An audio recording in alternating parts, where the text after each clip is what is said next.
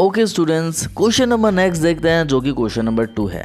तो question number 2 क्या कह रहा है हमसे, a tree breaks due to the storm and the broken part bends so that the top of the tree touches the ground making an angle 30 degree. यहाँ पर क्या हो रहा है, एक ट्री है वो आंधी और तूफान, स्टॉर्म मतलब आंधी और तूफान की वजह से वो क्या हो गया है, टूट गया है। तो उसका जो टॉप का जो पार्ट है किसका, ट्री का, वो कहाँ टच कर रहा है, ग्राउंड पे टच कर रहा है। ठीक है, एक एग्जाम्पल से समझिए, हम पहले आपको क्या बताने की कोशिश कर रहे हैं। ये ट्री है, ठीक है, यहाँ से ये ऐसा ऐसा ट्री है, ठीक है। ट्री क्या हुआ है, ब्रेक हो गया है। कहाँ से, यहाँ से ब्रेक हो गया है। तो ब्रेक हो गया तो वो कहाँ जाके गिरा, यहाँ जाके गिरा है ऐसे, ठीक है, ऐसे जाके गिरा है। तो ऑब्वियसली अगर ट्री की जो हाइट है वो ये होगी, और ऑब्वियसली अगर ये पार्ट टूट गया है, नीचे गिर गया है, तो ट्री की हाइट क्या क्या निकलेगी यहाँ पर, दिस प्लस दिस, क्योंकि टूट के ये नीचे गिरा है और ट्री की हाइट निकालना है। क्वेश्चन में बोल रहा है find the height of the tree. ये बात समझ में आ गई? अगर नहीं आई ये चीज़ें समझ में तो कोई टेंशन नहीं है, हम आपको फिर से समझाने वाले हैं। The distance between the foot of the tree, अच्छा डिस्टेंस बताना है, दूरी बताना है, किसका, फुट, किसके फुट के, ट्री के फुट के, to the point where the top touches the ground is 8 metre, find the height of the tree.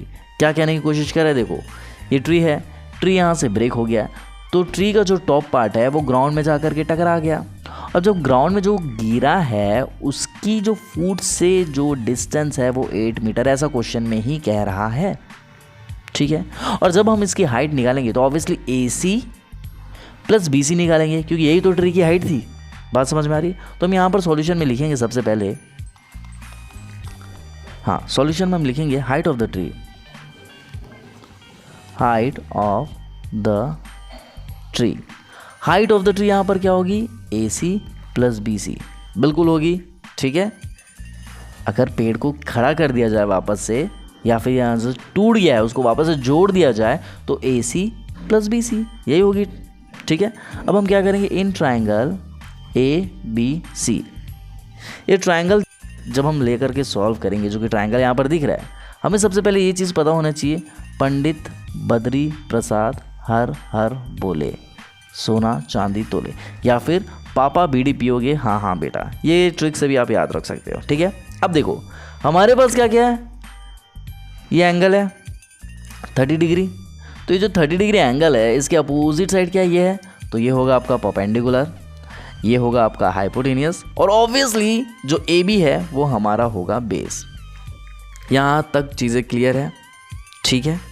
अब आगे देखो, हमारे पास क्या है, हमारे पास है बेस, ठीक है, और हमें क्या निकालना है, हमें सबसे पहले यहाँ पर निकालना है BC। क्यों BC निकालना है, क्योंकि हाइट ऑफ द ट्री निकालना है। तो हाइट ऑफ द ट्री निकालने के लिए पहले हम BC निकालेंगे, उसके बाद हम AC निकालेंगे, और दोनों को जब हम प्लस कर देंगे तो ट्री की हाइट निकल जाएगी, ठीक है। तो यहाँ पर क्या है, बेस। इन तीनों में बेस कहाँ कहाँ पर है, पहले देखो, यहाँ पर नहीं है, ये बेस है, ठीक है, और यहाँ पर भी बेस है, ठीक है। अब इन दोनों में कौन सा फॉर्मूला लगेगा, ध्यान से सुनना है। हमें निकालना क्या है, BC निकालना है। BC क्या, परपेंडिकुलर है, तो इन दोनों में परपेंडिकुलर कौन सा है भैया, यहाँ पर परपेंडिकुलर है, यहाँ परपेंडिकुलर नहीं है, मतलब हमें परपेंडिकुलर निकालना है, और बेस दिया हुआ है, तो ऑब्वियसली tan का फॉर्मूला लगेगा।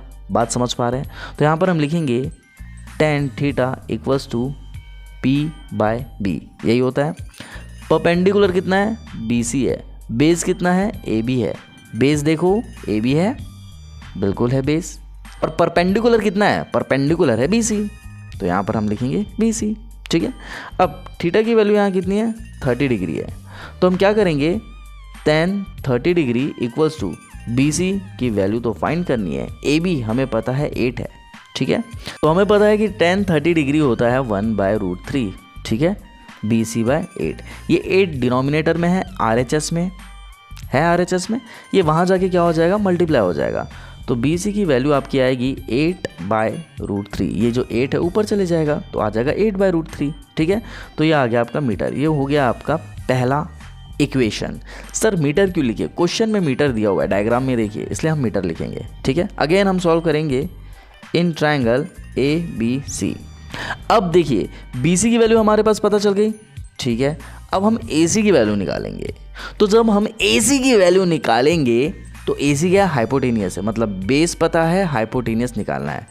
तो फिर से देखिए हम क्या बोलने की कोशिश कर रहे हैं, और इस कॉन्सेप्ट को बस समझ लीजिए, बहुत ईजी हो जाएगा ये चैप्टर आपके लिए, ठीक है। देखिए बेस दिया है, हाइपोटेनियस निकालना है। भैया बेस और हाइपोटेनियस किधर है, सिर्फ इसमें है, इसलिए लगेगा कॉस। तो यहाँ लिखेंगे cos theta equals to base by hypotenuse.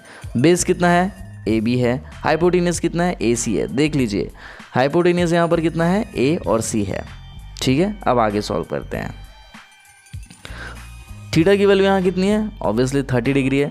तो लिखेंगे यहाँ पर हम cos 30 degree equals to A B कितना है, ए बी है 8 अपॉन ए सी कितना है, ए सी हमें नहीं पता है। ठीक है, कॉस 30 डिग्री कितनी होती है, कॉस 30 डिग्री होती है √3/2। ठीक है, यहाँ पे 8 अपॉन ए सी। ठीक है, इसके बाद हम क्या करने वाले हैं, क्रॉस मल्टीप्लिकेशन करने वाले हैं। ए सी इंटू √3, ए सी √3, 2 इंटू 8 16, 2 8 16 हो जाएगा। यहाँ से हम ए सी की वैल्यू निकालेंगे जो कि होगा 16/√3। √3 मल्टीप्लाई में है, यहाँ जाके डिवाइड हो जाएगा। यह आ गया आपका इक्वेशन सेकेंड। अब आप देखेंगे ए सी और बी सी की वैल्यू निकल चुकी है। अब आपको बस यहाँ पर रखना है और आपकी हाइट ऑफ द ट्री आ जाएगी। तो आप यहाँ पर लिखेंगे हाइट ऑफ द ट्री कितना है, ए सी प्लस बी सी। ए सी की वैल्यू कितनी है, ए सी की वैल्यू है 8/√3 प्लस बी सी की वैल्यू कितनी है भैया, बी सी की वैल्यू है 16/√3। ठीक है, ये बात समझ में आ गई। अब जब हम इसे सॉल्व करेंगे तो ऑब्वियसली डिनोमिनेटर सेम है। ठीक है, तो डिनोमिनेटर सेम है तो एक ही बार आएगा √3। ठीक है, ऊपर क्या आएगा 8 + 16 आ जाएगा, क्योंकि जब डिनोमिनेटर सेम रहता है तो ऊपर वाली वैल्यूज़ को सिर्फ सिंपली प्लस करना रहता है, क्योंकि यहाँ पर प्लस दिया हुआ है। ये बात समझ में आ गई। तो यहाँ पर जब 16 + 8 आप करोगे तो आपका आ जाएगा,